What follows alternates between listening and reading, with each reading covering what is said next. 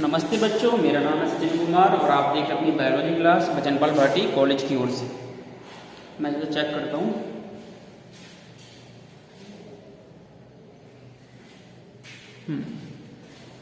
Okay, ठीक दिख रहा होगा, मुझे लग रहा है आपको कुछ पहले से कुछ बेटर दिख रहा होगा। ठीक है बेटा, चलो बेटा टॉपिक शुरू करते हैं। आपकी हम पढ़ रहे थे जो आपका अगला चैप्टर है वो है जनन स्वास्थ्य। और जनन स्वास्थ्य में हमने पढ़ा था आपका कि जो जनन स्वास्थ्य किस प्रकार से उसमें क्या क्या पहलू होते हैं। WHO ने क्या क्या बात बताई थी कि 4 पहलू होते हैं पूरे जनन स्वास्थ्य को दर्शाने के लिए। पहला कौन सा? शारीरिक, कि कोई व्यक्ति शरीर से पूरा ठीक हो, भावनात्मक रूप से ठीक होना चाहिए। नंबर 3 सामाजिक पहलू और नंबर 4 व्यावहारिक। ये चारों चीजें अगर मिलती हैं तो हम कह सकते हैं कि वो पर्सन या वो व्यक्ति जननिक रूप से पूरी तरह से स्वस्थ है। ठीक है, तो इसके अलावा हमने बात की थी सरकार ने कौन कौन सी योजना चलाई थी कि जिससे कि जन स्वास्थ्य को अच्छा किया जा सके, बेहतर किया जा सके। उसके बाद में हमने पढ़ा था मानव जनसंख्या विस्फोट के विषय में। विस्फोट क्या होता है? जैसे किसी बम का फट जाना, बहुत ज्यादा मात्रा में फैल जाना। तो यहाँ पे जनसंख्या का विस्फोट हो रहा है, मीनिंग कि जनसंख्या बहुत अधिक मात्रा में अत्यधिक तीव्र गति से हो रही है या बढ़ रही है, तो उसको जनसंख्या विस्फोट कहा जाता है। तो हमने पहले लास्ट लेक्चर में डिस्कस किया था कि पूरे विश्व की आबादी कितनी थी और कितनी तेजी से बढ़ रही थी। तो आज हम डिस्कस करेंगे भारत की आबादी के विषय में। भारत में जनसंख्या वृद्धि क्या है, कैसे हो रही है। देखो, सबसे पहले एक नॉर्मली बात बताऊं मैं, भारत का जो पूरा क्षेत्रफल है, पूरा भूभाग जो है, धरती जो है, ये पूरे विश्व की कुल 2.4% है, कुल 2.5% से भी कम है। जबकि यहाँ पर रहने वाली आबादी, यहाँ पर रहने वाली जनसंख्या लगभग 17% है। 17 से ऊपर ही होगी, कम नहीं होगी। मेरी बात समझ पा रहे हैं? रहने के लिए पूरे संसार का कुल 2.5% जमीन, और जो लोग रहते हैं वो 17%, जो कितना गुना आगे बढ़ा हुआ है। तो कितनी जनसंख्या वृद्धि हमारे भारत में है? बहुत ज्यादा है। चलो आगे चलते हैं। एक मोटा मोटी बस मैंने 4-5 सन लिखे हैं आपको समझाने के लिए कि सन 1901 में कुल जनसंख्या थी भारत की 23.80 करोड़, मतलब 23 करोड़ 80 लाख हो गई। ठीक है, वहीं सन 1951 में 50 साल बाद कितनी हुई? 36 करोड़ 10 लाख या 36.10 करोड़ लिख देंगे आप। सन 2001 में 102 करोड़ 70 लाख या 1 अरब भी लिख सकते हैं इसको ना, 1 अरब और कुछ आगे 2 करोड़ कुछ लिख सकते हैं। सन 2021 की बात करें अब की जो चल रही है, तो लगभग जो जनसंख्या है 140 करोड़ के आसपास होगी आसानी से, इतनी तो होनी चाहिए लगभग। और ये तब है कि जब महामारी फैली हुई है। आपको पता है ना कि लोग मर रहे हैं दवा के, कोविड की वजह से बहुत सारे रोग हो रहे हैं, ठीक नहीं हो पा रहे हैं लोग, तभी भी जनसंख्या लगातार बढ़ती ही जा रही है। तो ऐसी स्थिति को हम कहते हैं जनसंख्या विस्फोट। इस पे आपको एक प्रोजेक्ट बनाना है कुछ बच्चों को 12th में, जनसंख्या विस्फोट क्या है, इसके दुष्परिणाम या क्या है, वो सब लिखने पड़ेंगे। चलो आगे बढ़ते हैं। एक मोटा मोटा आइडिया ये भी है कि भारत में जो जन्म दर है वो कितनी है? 51 बच्चे प्रति मिनट, यानी कि 1 मिनट के अंदर 51 बच्चे पैदा हो जाते हैं। अब ये लगा लो, जब से आपकी वीडियो शुरू हुई है लगभग 2 से 4 मिनट हो चुके होंगे, 4-5 मिनट, तो लगभग 250-300 बच्चे पैदा हो चुके हैं अभी। और जब तक हम खत्म करेंगे पता नहीं कई हजार बच्चे और पैदा हो गए होंगे। चलो आगे चलते हैं। एक और इंटरेस्टिंग फैक्ट ये आ रहा है कि सन 2050 तक भारत भैया नंबर 1 हो जाएगा। नंबर 1 मतलब जनसंख्या में नंबर 1। बताने में हमको शर्म आएगी कि हम नंबर 1 है किसमें? कि बच्चे पैदा करने में। ऐसा मत बोलना किसी से, लेकिन फिर भी एक अच्छी बात नहीं है हमारे देश के लिए कि अगर हम इस तरीके से होता रहा तो सन 2050 में पूरे संसार में भारत नंबर 1 देश होगा जिसकी जनसंख्या सबसे ज्यादा होगी। ठीक है, चलो ये बात यहीं पे खत्म करते हैं, बस थोड़ा माइंड में बैठाना है और जनसंख्या को थोड़ा कम करके चलो। जनसंख्या वृद्धि के कारण ऐसा क्यों हो रहा है हमारे देश में, इतनी जनसंख्या क्यों बढ़ रही है? कुछ तो उसके कारण होंगे, वो कारण मैंने यहाँ पे लिखने की कोशिश की है, यहाँ पे लिखेंगे। आप लोग इस चैप्टर को लिखना है ऐसे ही, सिर्फ और सिर्फ हेडिंग्स डालने हैं, क्योंकि आप लोग इतने तो कैपेबल होंगे कि हेडिंग के सामने उसकी बात को लिख सकें। अगर आप बिल्कुल ही बुद्धू हो भैया तो हेडिंग डालने के बाद में किताब में से उसकी बात लिखना कि ये आगे क्या होता है। बाकी हेडिंग पढ़ के समझ जाएंगे, और अगर बोर्ड एग्जाम में ऐसा क्वेश्चन आता भी है तो आप उसको बढ़ा के लिख सकते हैं आसानी से। तो बात करते हैं जनसंख्या वृद्धि के कारणों की। क्या कारण है? सबसे पहला, निम्न सामाजिक स्तर। समाज में जो रहने का स्तर है वो बहुत निम्न है, बहुत डाउनग्रेड का है। डाउनग्रेड का कैसे है? एक तो लोगों की सोच बहुत बेकार है। कहते नहीं गांव में, जब आजकल भी आपने गांव में देखते हो किसी के अगर बेटा पैदा हो जाता है तो बड़े खुश होते हैं, बहुत खुश होते हैं। कहते हैं अरे एक लाठी बढ़ गई, बहुत बढ़िया बेटा। कितनी लाठी है? तेरे घर में 5 लाठी। 5 लाठी मतलब 5 लड़के पैदा हो गए।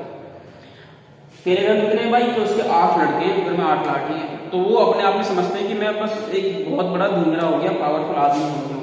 जबकि जो वो 5-8 बच्चे पैदा किए हैं तो वो भी शादी करेंगे, और उनके भी दिमाग ऐसे ही रहने वाला कि जीन थोड़ी चेंज होना है, डीएनए तो नहीं लिखा जाएगा ना, तो उनका दिमाग कुछ ऐसा ही रहेगा। अगर वो ढंग से नहीं पढ़ पाए कि भैया मैं भी अपने 5-6 बालक करूंगा, 5-6 बच्चे नहीं, 5-6 लड़के करूंगा। तो लोग क्या करते हैं, ऐसे समाज में लड़के मतलब लोग जो है ज्यादा बच्चे पैदा करते रहते हैं। और कभी कभी तो ऐसा होता है कि लड़की से कम लड़की पैदा होती रहती है बहुत सारी। तो लड़के 2 हुए, 2 लड़की होगी, फिर 2 लड़की करने के चक्कर में और लड़की होगी। तो इस तरीके से होता है। तो इसे बोलते हैं निम्न सामाजिक स्तर, यानी कि समाज में जो सोच है बहुत ही क्षीण हो चुकी है आदमी की, और वो लड़कों को ज्यादा अच्छा मानता है लड़की से, जबकि ऐसा है नहीं, दोनों बराबर होते हैं, बल्कि लड़कियां अच्छी होती हैं। ये सामाजिक स्तर जो है बहुत घटा हुआ है, बहुत नीचे स्तर का है, जिससे कि लगातार जनसंख्या बढ़ रही है। निरक्षरता है, पढ़ते तो लोग हैं ही नहीं, उनको नहीं पता कि ज्यादा बच्चे हुए देश में क्या क्या आपदा आ सकती है। देश की सरकार रोज सड़क बनवा रही है, नहीं इतनी सारी ट्रेन चला रखी है, इतनी सारी बसें चलती है, इतने सारे स्कूल खुले हुए हैं, हर जगह आपको भीड़ मिलेगी। आप कभी भी अभी आप ऑनलाइन खोल के बैठ जाइए, किसी भी ट्रेन में आपको टिकट चाहिए नहीं मिलेगा, किसी में भी नहीं मिलेगा। हजारों ट्रेन चलती हैं भारत में, किसी में नहीं मिलेगा ट्रेन हमारा। कब मिलेगा? 2 महीने बाद। इतने लोग हैं, इतनी जनसंख्या है, तो लोग जनसंख्या बढ़ाते जा रहे हैं, इतनी कमी कर रखी है कि बस कह नहीं सकते कुछ। तो ये सब कमी किस वजह से? निरक्षरता की वजह से। अगर लोग पढ़ पाए, वो समझ जाए ढंग से कि भैया ज्यादा बच्चे पैदा करने में कोई फायदा नहीं है, उसमें बहुत सारे नुकसान हैं, तो उनसे बचा जा सकता है, और साथ ही साथ देश का विकास भी किया जा सकता है। सामाजिक रीति रिवाज, हमारा समाज कुछ ऐसा बना हुआ है कि वो ज्यादा बच्चे पैदा करने के लिए प्रमोशन मतलब एक तरह से प्रोत्साहन देता है। प्रोत्साहन कैसे? एक सिंपल सी बात, अगर किसी के आस पड़ोस में मोहल्ले में एक शादी हुई है किसी की अभी नहीं, और उनके 1 साल तक बच्चा नहीं हुआ, तो आस पड़ोस से भी आके पूछेंगे अरे कुछ खुशी ना है क्या? एक फलाने की मम्मी कुछ खुशी नहीं हुई क्या?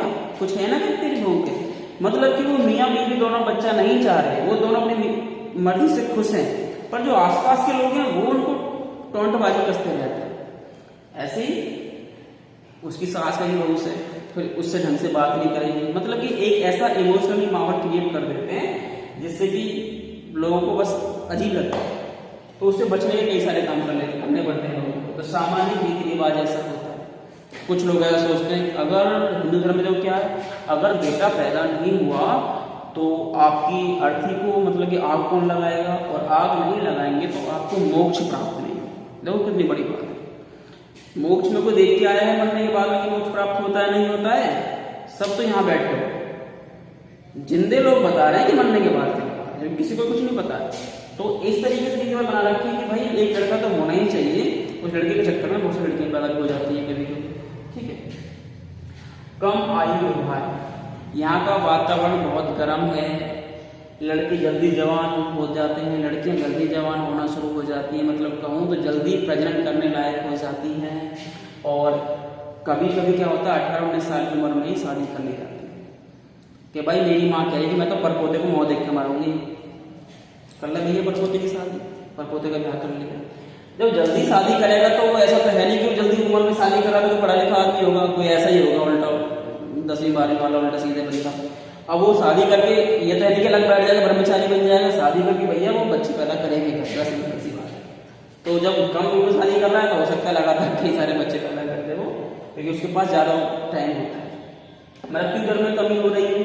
मृत्यु दर में कमी कैसे? पहले आपने सुना होगा अपने बाबा दादी के पास जाना तो अधिकतर वो लोग बात करते हैं कि हमारे चाचा थे, हमारे ताऊ थे, उनके 10 बच्चे पैदा हुए, 5 मर गए, 5 बचे, उनके 4 हुए, 3 मर गए, 1 ही बचा। मतलब पहले बच्चे और लोग मरते बहुत थे, क्योंकि पहले दवाइयाँ, चिकित्सा सेवा और पालन पोषण ढंग से नहीं था, पोषण ढंग से नहीं था लोगों में। लेकिन अब क्या है, अब आपको अगर जरा सा बीमार होते हो तो आपको तुरंत डॉक्टरी सेवा मिल जाती है, चाहे सरकारी लो चाहे प्राइवेट लो, आप घर वाले भी आपको दिखाते हैं, ठीक है, आपको सेवा मिलती है, आप बीमारी से बचे रहते हो, आपके पास बहुत सारी चीजें हैं जो बीमारियां आपको हो ही ना। जैसे कोविड चल रहा है, कितने लोग मरते, पर बहुत सारे बच गए, सैनिटाइजर यूज कर रहे हैं, लगातार बचाव कर रहे हैं, सफाई कर रहे हैं। तो इससे क्या हो रहा है, मृत्यु दर में कमी हो रही है। जब लोग पैदा तो लगातार हो रहे हैं, मर रहे नहीं है, तो सीधी बात है जनसंख्या तो बढ़ेगी बढ़ेगी। दूसरी आगे क्या है, खाद्यान्न का उचित उत्पादन। पहले आपने पता था कि खाने के लिए गेहूं नहीं होता था, आपने बड़े बोल से पूछना कि गेहूं की रोटी कब बनती थी, कि जब कोई घर में अगर रिश्तेदार आ जाता है तो महीने में या साल में 1-2 बार गेहूं की रोटी इसलिए बनती, तो हम भी एक आध खा लेते थे, बड़ी स्वाद लगती थी। लेकिन अब गेहूं की रोटी बचती है नहीं, बनेगी 15-20, यूज होंगी 2-4 और बाकी फिकती जाएंगे सारी, या भैंस वैसे जाएंगी। तो खाद्यान्न का इतना उच्च उत्पादन हो गया है कि खाद्यान्न इतनी मात्रा में उपलब्ध है कि लोग बड़ी आसानी से जिंदा रह सकते हैं, तो कोई दिक्कत ही नहीं होती। दिन में 1 बार नहीं खाना होता, दिन में 6 बार भी खा सकते हैं आसानी से। कभी हमारे देश में ऐसा टाइम था कि हमारे पास गेहूं कम होता था, तो हमारे देश के प्रधानमंत्री लाल बहादुर शास्त्री जी ने कहा था पूरे देश से हाथ जोड़कर कि भैया सभी को एक टाइम का उपवास करना है, क्योंकि हमारे देश में खाने के लिए गेहूं नहीं है, और अमेरिका गेहूं देने से आंख दिखा रहा है, क्योंकि वहां गेहूं बहुत पैदा होता था। तो तब सभी लोग एक ही दिन का उपवास करते थे कि भूखे रहेंगे तो गेहूं देश का बहुत बचेगा। लेकिन अब तुम कितना ही खा लो, रोज दावत करते रहो घर में, तो भी आफत नहीं आ रही। घर में पोटला भरे पड़े हैं, बोरी भरी पड़ी है, जितना चाहो उतना ले, खराब होती जा रहा है। तो ये कुछ वृद्धि के कारण है भैया, जिससे कि जनसंख्या लगातार बढ़ती जा रही है। अब मैं यहाँ पे चलूंगा इस साइड में, इसमें इसके कुछ दुष्परिणाम मैं आपको बताना चाहूंगा कि जनसंख्या वृद्धि के क्या क्या दुष्परिणाम आपके सामने आएंगे या आ रहे हैं। सबसे पहले शिक्षा व्यवस्था की समस्या। शिक्षा व्यवस्था बुरी तरह से ठप पड़ी है। सरकार ने इतना पैसा खर्च किया है कि पहले 10 गांव में एक स्कूल होता था, अब हर गांव में स्कूल है, और प्रॉपर तरीके से वहाँ व्यवस्था समस्या ही समस्या आ रही है। इतना सारा पैसा शिक्षा विभाग में खर्च हो रहा है टीचर्स की, सरकारी टीचर की सैलरी पर, तो वहाँ पे बड़ी दिक्कत आ रही है, देश गरीब हो रहा है, ठीक है। और इतने स्कूल खुले पड़े, सब में बच्चे भरे पड़े, सबको प्रॉपर ढंग से शिक्षा व्यवस्था नहीं मिल पा रही है अभी। दूसरी रोजगार की समस्या। आप कोई एक जॉब छोड़ो, आपकी छोड़ते ही उसे लेने के लिए 10 लोग तैयार खड़े हैं लाइन में। सरकार में जॉब निकलती है कि 5 वैकेंसीज हैं, उसे फॉर्म भरे जाते हैं 5 लाख, 5 के 5 लाख, तो कितनी है। रोजगार की समस्या इससे बढ़ती है, लोग बहुत ज्यादा है, काम है नहीं, तो रोजगार तो बढ़ेगा बढ़ेगा। खाद्य आपूर्ति की समस्या। जब रोजगार नहीं मिलेगा तो अधिकतर लोग जो रोजगार ढूंढ रहे हैं वो क्या हो जाएंगे, गरीब हो जाएंगे, और गरीब होते ही उनके पास खाने पीने के लिए प्रॉपर नहीं मिलेगा। फिर अब तुम देखो गौर से, उनके लिए खाने पीने को नहीं, आप कहोगे सर यहाँ तो उत्पादन हो रहा है, बहुत उत्पादन हो रहा है इंडिया में, लेकिन लोगों के पास नहीं है। किसी के पास तो है घना सा उत्पादन, कोई 100 बीघे भी खेत कर सकता है, किसी के पास 1 बीघे खेत नहीं है, तो वो तो गरीब है ना, इसलिए समस्या है कि नहीं है। आप पूछना पहले गांव में कितना नीला राशन बांटता था और अब उससे कितना गुना राशन बांट रहा है, तभी भी लोग कह रहे हैं कि हमें राशन नहीं मिला, वो रोज उपद्रव करते रहते हैं सरकार की, हाय हाय हमें राशन नहीं मिला। कई 100 गुना ज्यादा राशन बांटा जा रहा है अभी भी, लेकिन फिर भी समस्या बनी हुई है क्योंकि लोग गरीब ज्यादा हो गए हैं। स्वास्थ्य एवं चिकित्सा सेवा समस्या। ये समस्या क्यों आ रही है, किसी भी सरकारी अस्पताल में चले जाओ, एम्स, दिल्ली, सफदरजंग, बुलंदशहर सरकारी में, सभी में लोग भरे पड़े हैं। जाओ दवा लेने, आपको दिखवाना पड़ेगा, आपको 2 से 3 घंटे लाइन में लगना पड़ेगा, तब तो आपका नंबर है। उसके बाद में डॉक्टर देखेगा जल्दबाजी में, वो डॉक्टर भी परेशान हो, वो चाहता थोड़ा ढंग से देखो, तो दिन भर लाइन लगी रहती है, तो वो भी जल्दी देख के जाओ। तो उसमें समस्या ये सारी आ रही है क्योंकि लोग इतने ज्यादा रहेंगे तो ज्यादा बीमार होंगे तो भैया समस्या तो आनी है। तो पूरी स्वास्थ्य सेवा जो है फिर मर जाती है। और अगला क्या है, निर्धनता है, लोगों में गरीबी तो आएगी, ठीक है। तो हमने क्या पढ़ा है, हमने पढ़ा है भारत में जो जनसंख्या है वो कुल भूभाग विश्व का कुल 2.5% से भी कम है, और कुल जनसंख्या लगभग 70% निवास करती है भारत में। इस तरह की जनसंख्या बढ़ती है, हर हर मिनट में 51 बच्चे लगभग जन्म भी लेते हैं। इसके वृद्धि के कारण क्या है, ये इसके मुख्य कारण होते हैं बेटा, और इसके परिणाम क्या होने, ये होने। आप लोग एक काम करना, इसको नए मतलब कि सिर्फ हेडिंग लिख लेना अपनी कॉपी में, और हेडिंग्स के बाद में आप इसके सामने आसानी से लिख सकते हैं।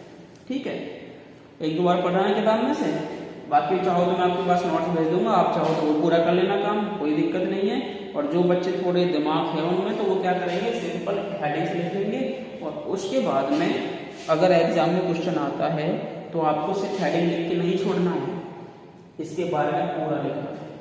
ठीक है, आपका क्वेश्चन ठीक हो जाएगा। बाकी कल बेटा, थैंक यू।